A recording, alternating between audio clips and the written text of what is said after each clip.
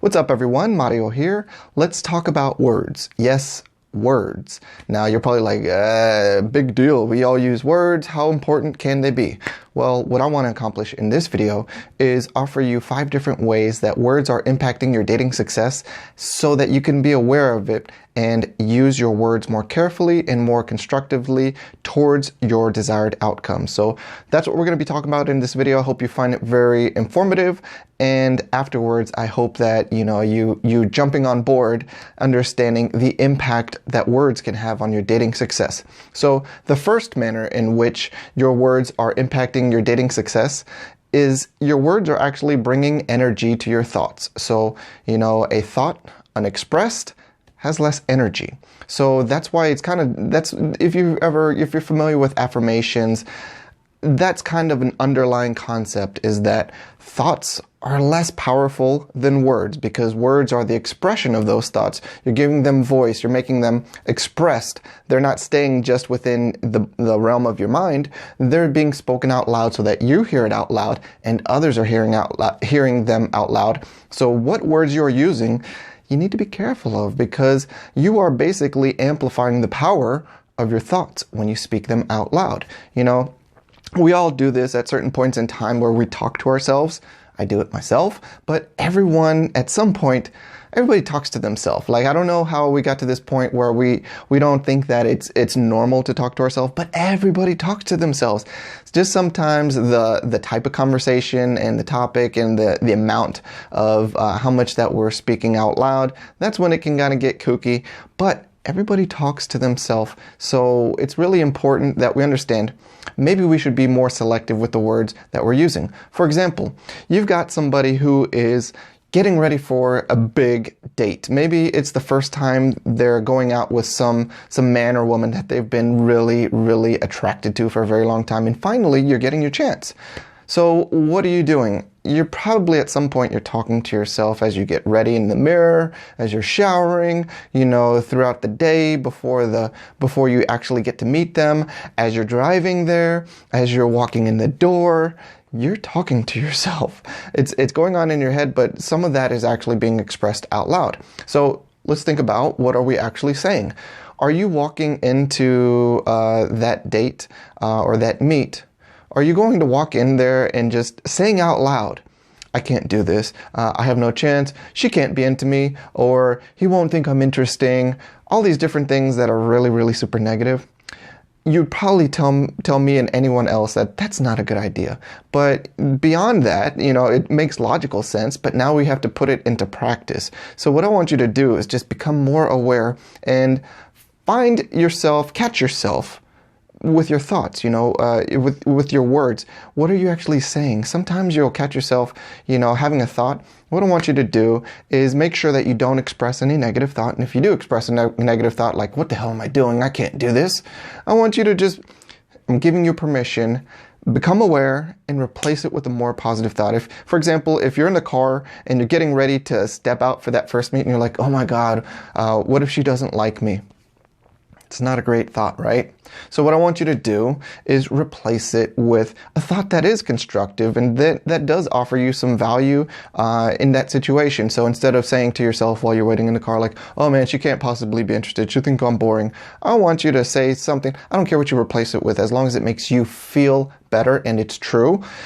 Something like, just say to yourself, and say it out loud, because this is where we're amplifying the power, but now we're choosing it to serve our purpose. So the thought that you're going to have and the words that you're going to express should be more constructive and positive. So it should be something like, I can do this, or if somebody doesn't, I have a lot to offer, no matter what, I'm gonna still be loved by others. I have a great life, no matter what happens here. So that is one way that I want you to understand the impact of your words, because if you replace that and if you were to put yourself into a position where you're definitely expressing all that negativity, you would tell anyone that they're a fool. You'd be like, what the hell are you doing trying to walk into that first date, that first meet, and you're just basically telling yourself that you can't do it, that they can't like you, you have nothing much to offer.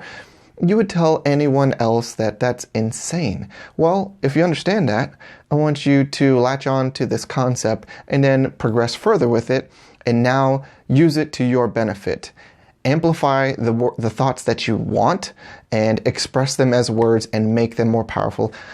What's going to happen is you're going to actually just feel better. And when you feel better, you're going to perform better. You're not going to be as nervous, and you're going to be able to better represent yourself and make a better connection with people. So it's important that we really watch the words that we're using. So now, the second way that words are impacting your dating success is that they're making a big impression upon others. Think about it. You've done this to other people. When you have met other people and they come over and the first thing that you hear is broken language, lingo that's just like, you're like, how old is this person? Like, are you a 13-year-old girl or are you a 30-year-old woman? I can't tell by the way you're speaking. Sometimes we also, like a great example of how people are making impressions, and this one isn't necessarily fair because I'm telling you it's not true, but the impression that many people in, like, say, the northern areas of the United States, so take somebody from like New York and introduce them to someone who is from the South. There is a different pace, even just a different pace of the language. And sometimes the impression of someone from the South, because they speak slower, is that they're stupid. But that's not true. It's just that the pace of the language is different. But that's an impression. So what we want to do is just be careful of, aware of the language that we're using. If you're cursing, and be aware that that's not going to be up everyone's alley. So maybe your first impression, you don't want to just come in, firing on all cylinders, using every last curse word in the book. Maybe you want to let someone get to know you a little bit better. And maybe you might also consider like toning it down in general. I curse, I get it. You're human, you want to use your F-bombs, and I get it. Nothing wrong with that. But understand the power that it's going to have over influencing others' impression about you. So be careful, because we're talking about your dating success. Sometimes it's not even the person that you are trying to make that impression with. Maybe you make a bad impression on the friend who then tells their friend that you're interested in. They say, that guy over there, like, I can't even listen to him, I can't understand him. I don't think he's smart. He's a loser, whatever. So understand, like, the language that you use makes an impression. And obviously, no, you don't have to speak with perfect, execution of a language. But you should make sure that you're not at that level where your use of language is a hindrance, okay? So be sure that you're aware of it and tone it down if you need to. Next, the third way that words are going to be influencing your dating success is that they are going to be, if you're using negative words, that is actually negatively reinforced. What do I mean by that? I mean, if you're using negative words like don't, not, no, or like a whole lot of negative speak, guess what? It repels people. People don't want to be around someone who is, negative all the time. Guess what? Like, it's not like, it's not going to be that opposites attract. Well, I speak a lot of negativity, and so therefore I'm going to attract someone positive. It doesn't work out like that. What happens in the dating world is John Doe, he goes out, and if he goes to a bar and he's trying to just strike up conversation, if he's trying to walk over to a female, introduces himself, and within 30 seconds he's like, yeah, my drink isn't made well, like, I can't stand the music, the people here are pretty rude. He's leading with complaint, whining, bitching, moaning. Guess what? Understand it's going to be negatively reinforced. She's not going to want to be near him very long. She's going to be looking for her escape. So understand that, when you're using those negative words, it's not going to be received very well. So I know, like, some of us, we're adults. Let's be honest, we're adults, and we do so many things just by habit. We're not thinking about it, but that's why you're watching this video, and that's why I want to bring it to your mind so that you can become more conscious of maybe a habit that you have of just being a little bit more negative. Because think about it. You know someone who is single, and they've been unhappily single for a very long time. But what do? They're, I can't stand men, or women are just bitches. Do those people are they very successful with the dating and attraction? No. So understand, when you're negative, it's not going to be well received. So we want to be conscious of our words and be smart. It's the game move. Set yourself up for success. If you're using too much negativity in your language, tone it down. And maybe we need to address some of the things that are making you be so unhappy, because you can't be unhappy and expect to attract others. It doesn't work out that well.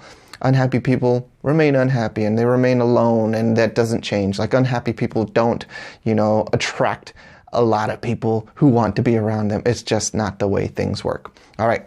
Now, our fourth way that words are impacting our dating success is that they speak to our associations. So, remember, we've been talking about like this impact of negativity. Well, take for instance, if you are in a situation where you're in a social setting and you've got a group of people around you, some of your friends, some people are new. Guess what?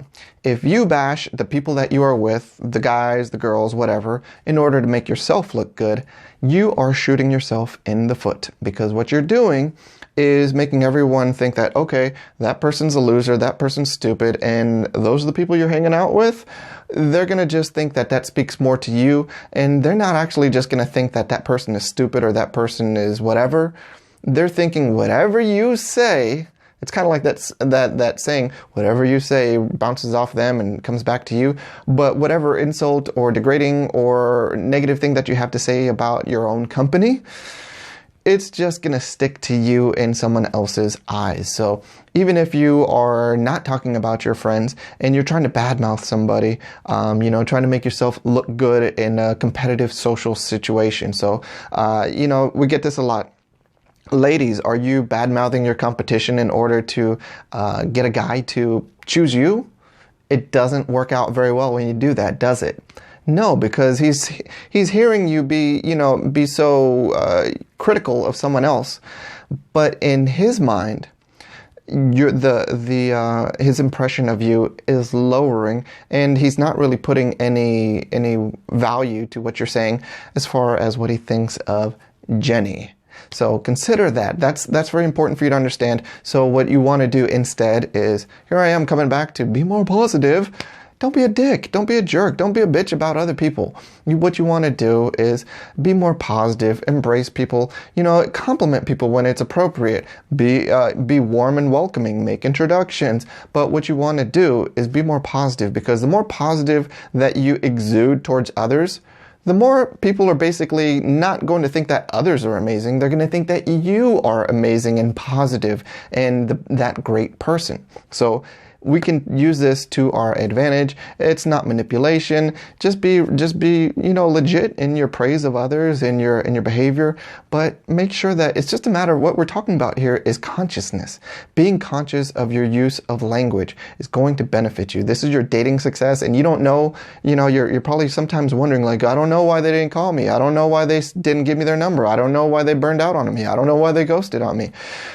Language is big. So you got to understand what sort of words you're using. If you don't know how many times that's actually biting you in the ass and costing you opportunities and definitely impacting your dating success. Fifth, I want you to understand that, when it comes to dating success, what your words do is it attracts likeness. Okay, so remember when we said earlier, I said that if you're speaking negatively, it's not going to be one of those opposites attract. Instead, what happens with your words is it attracts like. So like attracts like when it comes to your words. What does that end up as? Well, the best way that I can kind of explain this is, have you ever met that couple that is just unhappy together, but they're both unhappy and nobody wants to be around them, and everyone's just like, ugh, they're here, and people are just like scattering and trying to get out of their way and don't want to be associated with them?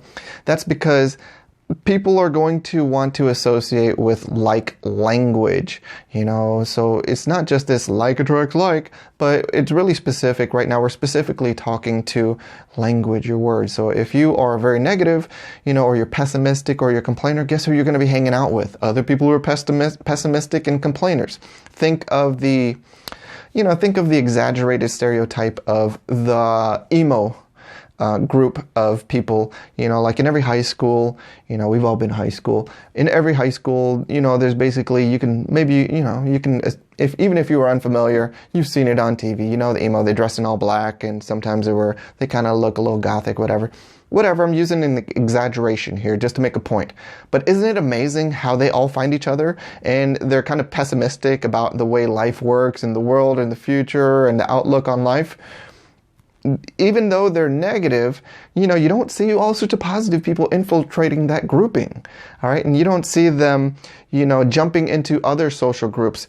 What you see is that small, tight-knit group of kind of, pessimistic folks attracting each other. So in that way, like attracts like. So consider, what is the group that you want to belong to?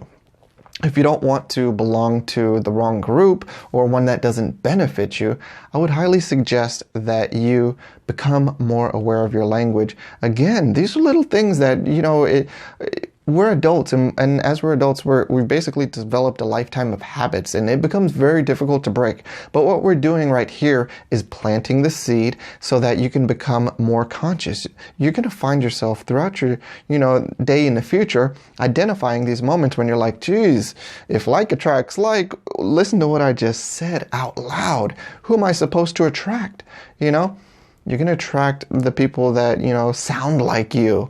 When it comes to language, do you want that, You do if you're a positive person, if you're uplifting, if you're welcoming of others, that's going to be the group that embraces you and that you attract.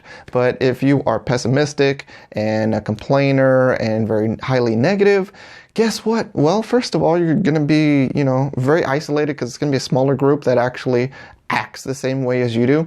And then when you do have that grouping, it's not the grouping that you want, and it's not going to be a very large social group. Take a look around. The people who are the most negative don't have friends, they don't have girlfriends, they don't have boyfriends, they don't have relationships that are effective and healthy. So be very conscious of that. So there we have it. I hope that you understand that words, man, like there's these little things that come out. We do, everybody speaks, everybody uses words, but now I want you to understand that you should be a little bit more conscious of your language, because even these little things impact your dating success. But the great thing is, it's something that you have control over, and that's great, because there are so many things that we can't control. Can't control how tall you are, what sort of genes that you got from your parents. We can't control a lot of different things about ourselves, but we do have the power to work on improving the language that we use, and therefore, it trickles down to that impact of our dating success. So take that and think about that for the day, implement that into your life, that awareness of the impact of words. I'll give you 5 great reasons how words are impacting your dating success. So take that with you and become more conscious. Thanks for watching. If you appreciated the content, be sure to like, comment, subscribe, and hit that notification bell. And if you believe that learning about better strategies for life and love is advantageous, I invite you to join Get Game Group. Membership is free, open to men and women, offers weekly game video lessons, and a weekly mailbag for member submissions. Click the link in the description to join.